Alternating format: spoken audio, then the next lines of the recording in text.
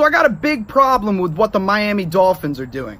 They're 0-2 so far on the season. They've been outscored 112-10 through those 2 games. And they've already traded away 2 former first-round picks in Laramie Tunsil and Minkah Fitzpatrick. By all measurements, they appear to be tanking. And while some fans are okay with this, I think tanking has no place in the NFL. These players are putting their bodies and their minds on the line for an organization that is actively working against them. If I were a Dolphins player, I would demand a trade. If I were a Dolphins season ticket holder, I would demand a refund. And if I were commissioner of the NFL, I would conduct an investigation. And if I found evidence that the Dolphins front office was colluding to tank, I would take away their first-round pick in next year's draft. Cut it out, Dolphins. There's no place for tanking in the NFL. Hello, everybody. Welcome to another edition of the Fit Addict Network podcast. Your host, Jason Sarney here. My co-host is Drew Welsh, and we have a very special guest. You may have seen him in the last 365-plus days and around football coverage on CBS. We have Keven Bullard. How you doing, sir? I'm doing well, Jason. Thanks for having me. Of course. So before we get into it, why don't we get a little bit of a background of Keven and your football life and how you really got into covering what you're covering, and give us a little backdrop of what you're doing these days. Well, right now I do a lot of social media for CBS Sports covering the NFL. I run the Instagram, Twitter accounts for the Pick Six podcast, which is CBS's daily NFL podcast. I also contribute to NFL on CBS as well as just CBS Sports' main feeds for generic NFL content on all platforms.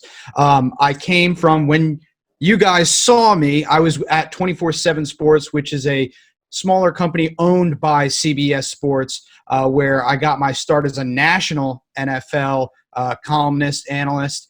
Got to go to a few Super Bowls, the Combine, drafts. I was living in Nashville at the time. Now I'm back relocated in New Jersey, closer to our New York City offices.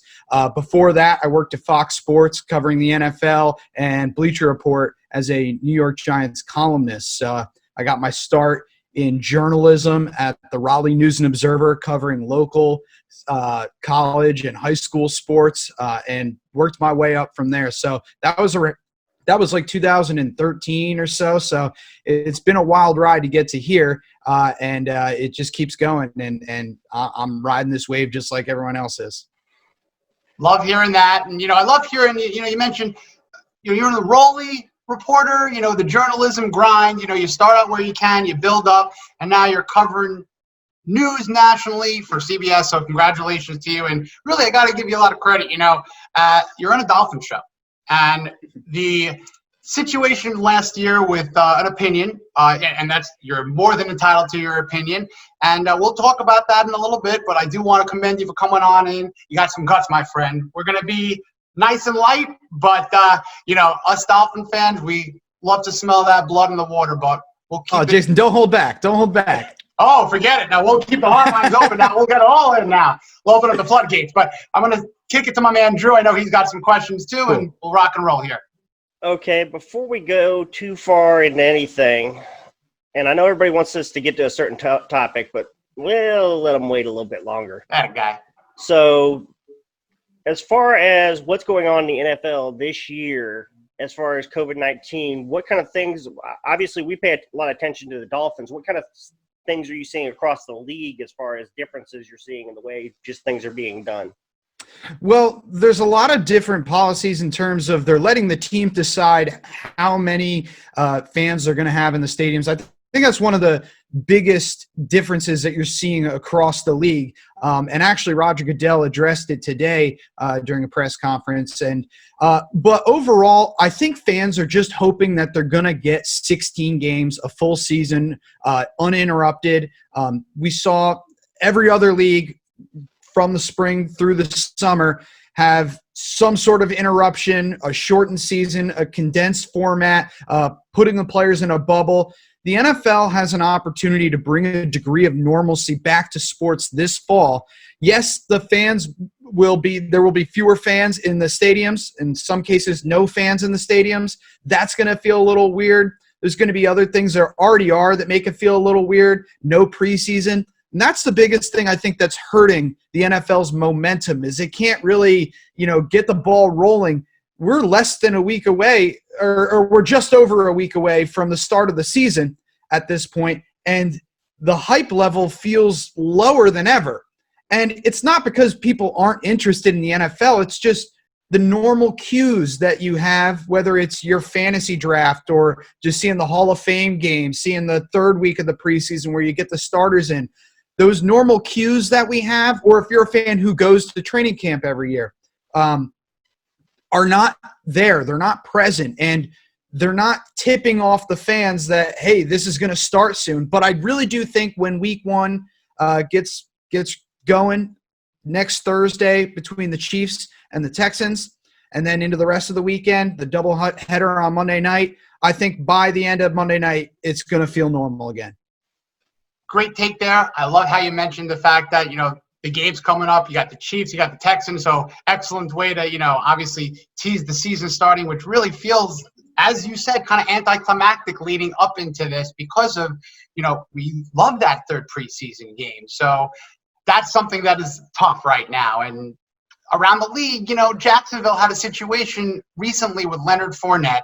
I want to really specifically talk about them because they're similar to what really we heard last year. Your video about the Miami Dolphins mainly. This seems to be a waving the white flag tank situation. Yannick Ngakoue a couple of days ago traded out. A couple of years back, Allen Robinson, Jalen Ramsey. These are not retained talent pieces for Super Bowl building potential. What are your thoughts on what the Jacksonville Jaguars are doing now? Well, I think it's horrible. I think it's actually a bigger failure than what went on with the Dolphins last year. And that's because the Jaguars are only 3 seasons removed from an AFC championship appearance in which they nearly took down the Patriots and would have played in the Super Bowl against the Philadelphia Eagles. And who knows what would have happened there and the way things could have gone differently. So that's a team that had a winning core and a winning formula, and it just completely lost it. It evaporated within the course of 3 seasons, and particularly what we've seen in the last year with the dumping off of players, as you mentioned, Jalen Ramsey, Yannick Ngakoue, and Leonard Fournette just this week, the latter two. I think that this is a team that isn't interested in being at all competitive this year. I stand by what I said in that Dolphins video, that I'm against any team that tanks. I don't think there's any place for it in the NFL. I don't think it's as particularly as effective in the NFL as it may be in other sports. And I really hate when fans embrace it. And that was my biggest issue with the Dolphins fans last year. Also, I got a lot of people in my mentions right now that are waiting for me to make a video about the Jaguars and their tanking. I waited until after week 2 to criticize the Dolphins. And you guys know how ugly those first couple of weeks were for the Dolphins. And yeah, maybe I kicked them when they were down, when they were at their lowest. There's no doubt about that. But I'm going to wait and see what the Jaguars look like on the field, because COVID is the great leveling factor here this year. Who knows what they're going to look like, but I'm going to wait to see. And if after week 2, you can count on a video. Okay. Well, that kind of leads us right into this. So hindsight being 2020, watching the Bengals make some questionable changes at QB and things of that nature, do you still feel quite as strongly as far as where the Dolphins ended up being 5-11 the end of the season? I want you to know that I was always talking about this through the prism of either a fan or a player, or if I were the commissioner.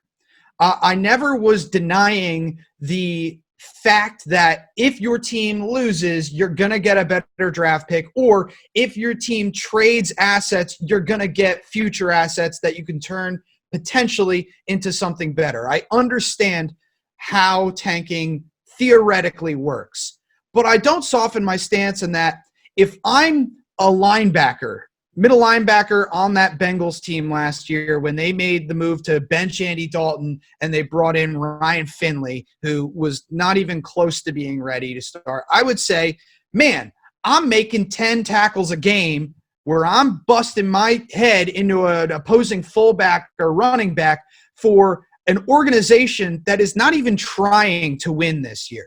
Or if I was a fan and I'd say, why am I paying money to watch this product when this team is not even trying to win? I was one of those guys, and I went down for my first training camp last year.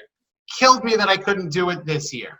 But last training camp, you still had Thompson, still had Drake, still had Fitzpatrick, and things seem to be, you know what? The talent on the roster is thin, but there's some top-heavy talent. Got a great left tackle, got a potential Pro Bowl safety.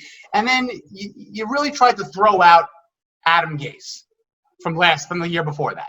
So basically, I'm going to preface everything with this is a very unique situation in Miami, not Jacksonville. Certainly apples and oranges when going to the Sixers basketball reference, but I feel you, but it's apples and oranges to an extent.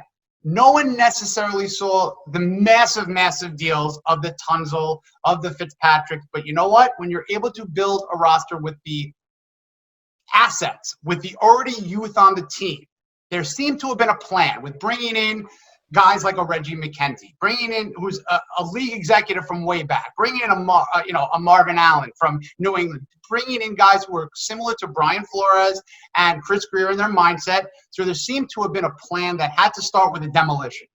That was my mindset. Before you build, before you renovate, you have to destroy. And they actually did it quite well. What I think the Jaguars are doing is basically giving up to see what will happen. I think that the Dolphins have a very specific plan in place. They're doing it. And the coaching of Brian Flores, I think, turned the worst team in paper in a long time into one of the more heartfelt stories of a team to show what good coaching could do. Because I pride my talking about the Dolphins last year on a good, talented team can be destroyed by bad coaching.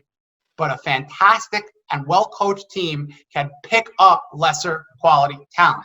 So with all the draft pick accumulation, there happens to be a foundation in place that started right before the implosion. That's where I think the difference is. And that's where I think week 2, or week 3, when you came out of it, there was 2 horrible games for the Dolphins. But you had to have kind of seen a little bit of what they were thinking because of all those draft picks, 10-plus draft picks, the next year draft picks. I don't see Jacksonville building a foundation at all. I think this is a massive implosion, much different than the Dolphins' hierarchy plan that goes even to the front office with a Tom Garfinkel running the show and everyone making sure that everything in that building is perfect for the fans, which was not the case in other regimes from top to bottom. I just think that the perfect storm started when a lot of noise was looking from the outside in saying how bad it was. And obviously not just you, Kevin. There was a lot of people who were saying how it was the most vile thing in the world to do this. But no player in the NFL tanks. No player goes out there and says, I want to lose. And when I heard the word tank, it really, and it ticked me off because I saw how those players worked. I agree with that. I'll agree with you. When I said tank, I never meant that a player would specifically be trying to lose or that a coach, Brian Flores, anyone on his staff, will be doing something particularly trying to lose. It would have to be, and when I was talking about the NFL investigating, which, first of all, I don't think the NFL would even want to do that because it would be a PR nightmare even if they were able to find that a team was trying to lose. It would come from the front office. I'm talking about the suits at the top not acting in the best interest of their players. And I think a big difference between the Jaguars and the Dolphins, too, is that there aren't really any Jaguars fans nationally. There are fans in Jacksonville. I don't want to downplay that too much. But the Miami Dolphins are more of a national brand. You see and you hear their fans. The Jaguars are more or less a pretty small localized market. So I don't think they're held to the same standard as a Miami Dolphins are by their fans. They're too fair weather. And so that's why I think you haven't seen – look at all the players they've gotten rid of, but they still have Doug Marrone, you know? And I think that this Jaguars tank or whatever you want to call it, I mean, this is worse and bigger than whatever the Dolphins were doing, because it's not just about, okay, how do we get the right quarterback and a couple other pieces to get to that next level? You know, we've been finishing around, 7-9, 8-8 so many years. How do we get to that next level and meet the Patriots at the top of the division? The Jaguars, you're right. They don't seem to have a direction. They haven't had any semblance of a winning culture installed, and they've gotten rid of all of their good players. While I will be critical in the sense that the Dolphins got rid of good players who immediately became stars, crucial contributors at other franchises. Laramie Tunsil was a stalwart left tackle for the Houston Texans and helped them get to the playoffs, was crucial for Deshaun Watson, who had been sacked more than any quarterback in the league in the years before that.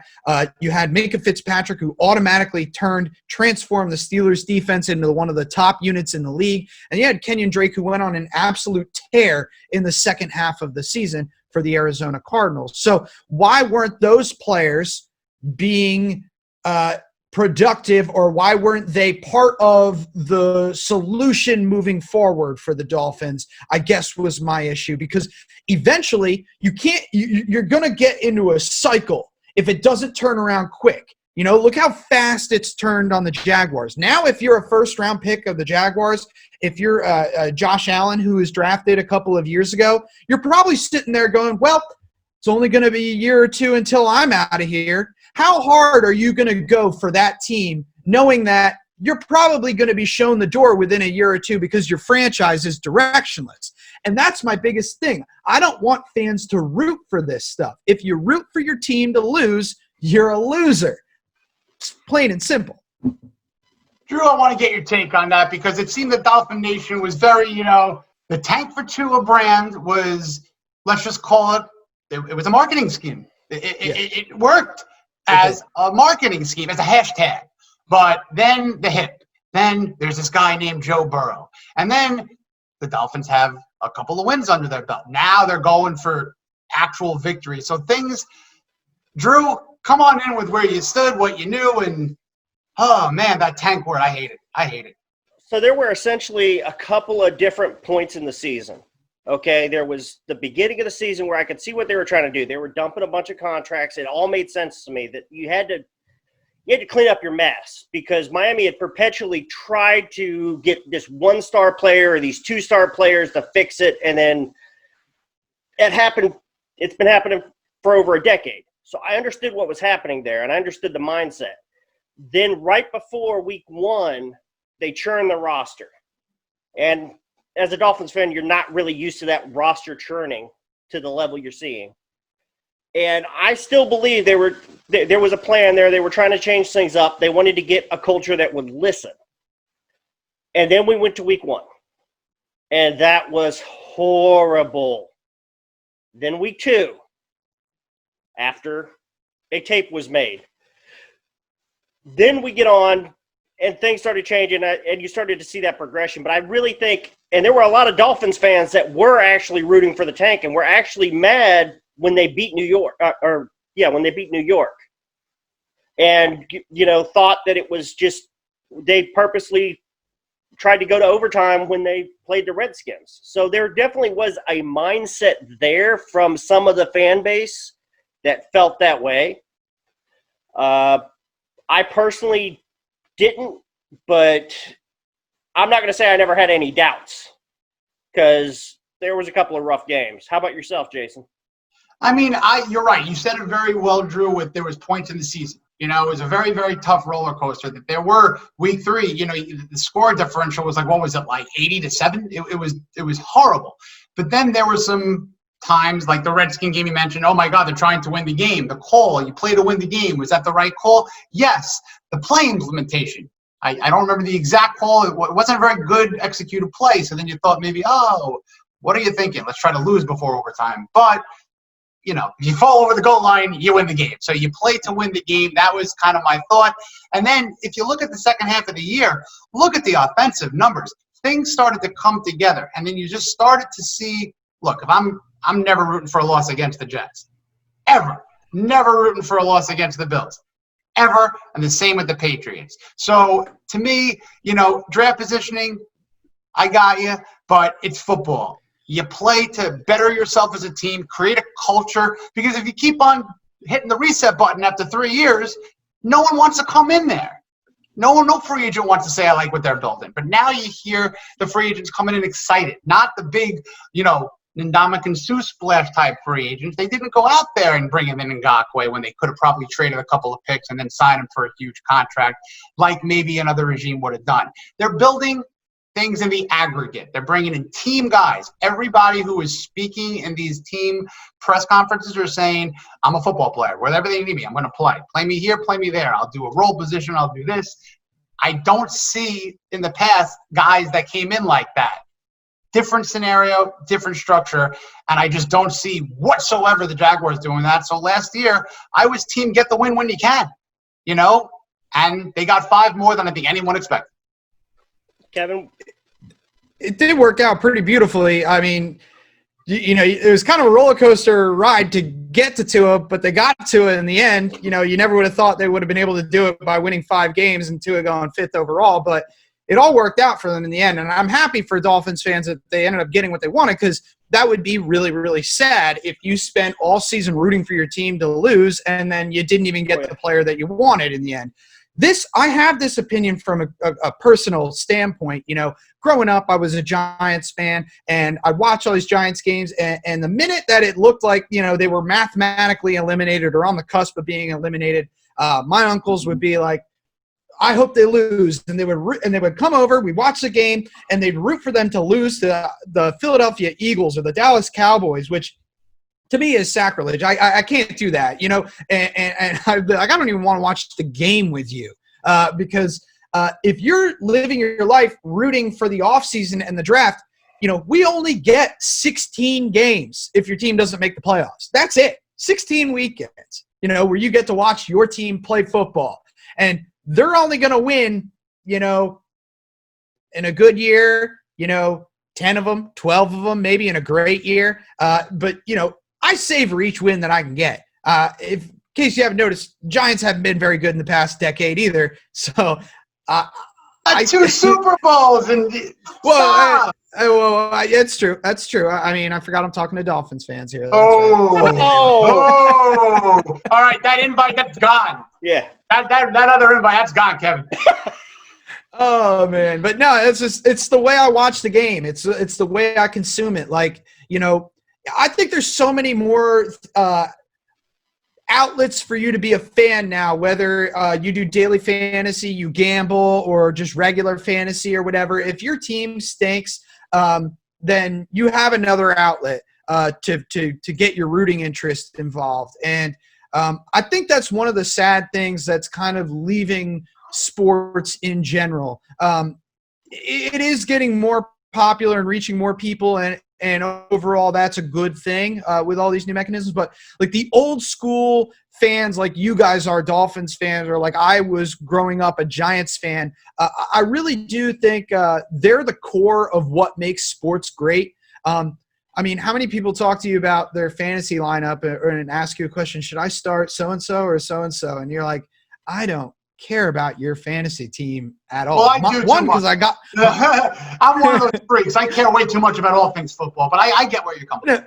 Because one, I got my own fantasy team I'm worried about, and two, I care way more about my team that I root for on Sunday than your fantasy team, my real team that I root for. So, I mean, I understand it serves every type of fan, and that's a good thing for the NFL and all sports to do. But we should never forget that it's these crazy team-centric fans like you and I that made this league what it is today. So that kind of gives me a follow-up question. So you play fantasy football. So I don't know if you've seen the Gardner Minshew commercial yet for Bud Light. I have. So we actually did a post on it at Pick Six.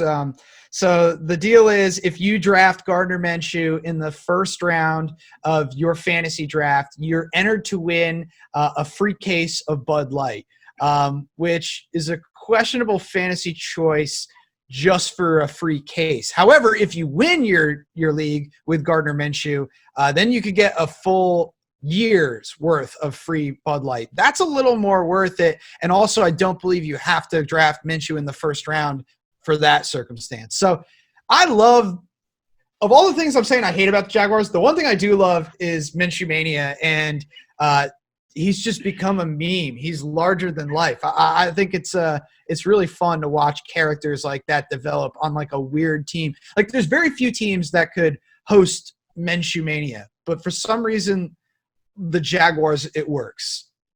That's really all they got going now. I mean, clearly they're putting all their chips in the middle of this Minshew table. Yeah. And, all due respect to the choice, I mean, if I'm going to draft Gardner Minshew as my quarterback in a fantasy league, I might think about it for a Porsche. I told you, I'm a little fantasy crazy. Some of the most leagues that I put the most effort in, Pride, $0, where you put your Twitter, name and stuff like that. So, I'm the guy at the dinner that my wife is saying, could you stop telling him who to start and sit? If you get off fantasy, get off fantasy. But it is part of the game. But we got to get you out of here with how we get everyone else out of here, and we're going to give it 2 for you. We need 2 record predictions from you. Start off with the Jaguars. I think that'll be a little bit of a slower conversation. I don't think that the Jaguars, at this point, it's hard to see them winning a single game. I guess just because the AFC South can be such a crapshoot year in, year out. Maybe they sneak one against, the Titans or the Texans, maybe. But honestly, I'm looking at, they're coming for that 0-16 crown with the Browns and the Lions.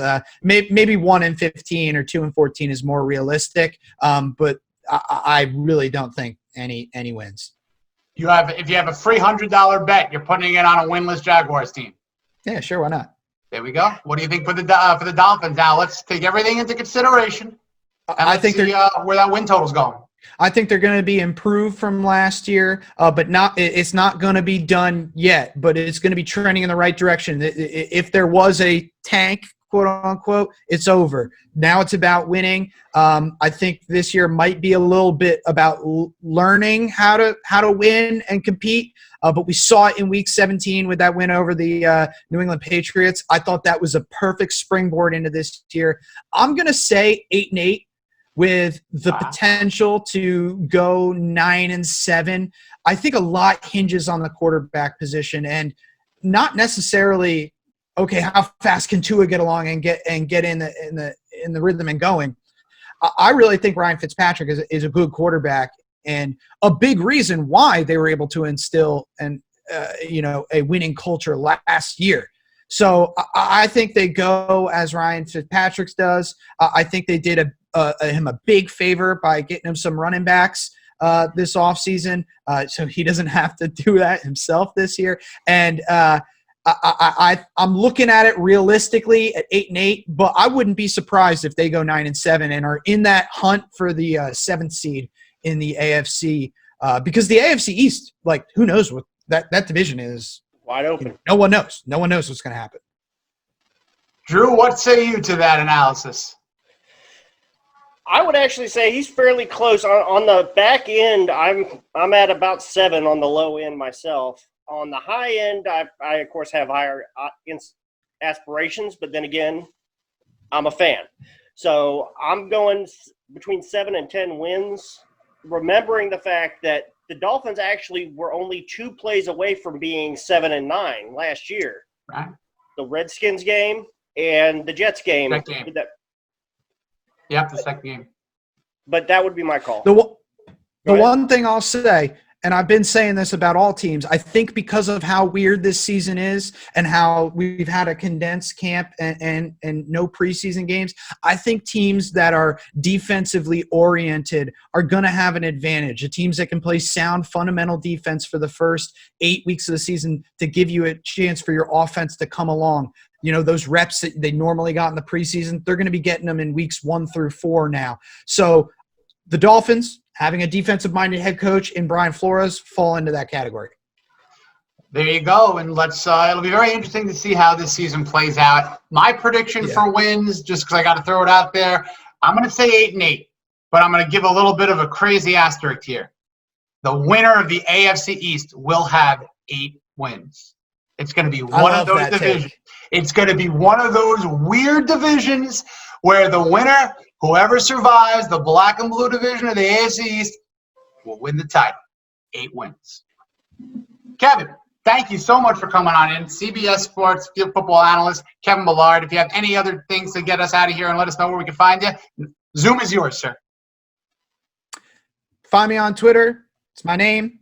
Check out the Pick Six podcast. And if you really like me, I got my own podcast that is not affiliated with CBS Sports called Off the Clock that I do with Jordan DeJani, another CBS Sports writer. It's a little more unbuttoned than what we do for CBS Sports. So if you are a ravenous fan and you want more of me, I can't imagine there's a lot of Dolphins fans who are looking for more of me, but I appreciate you at least letting me give the plug, Jason. Anytime, Keven. We appreciate your time. Thank you so much, my friend. Thanks, Keven. Appreciate you guys. This episode brought to you in part by Thrive Fantasy, available in the App Store or Play Store, or by visiting their website, thrivefantasy.com. Use the promo code FINAddicts when you sign up today, and you will receive an instant $20 bonus on your first deposit of $20 or more. Sign up and #PropUp today.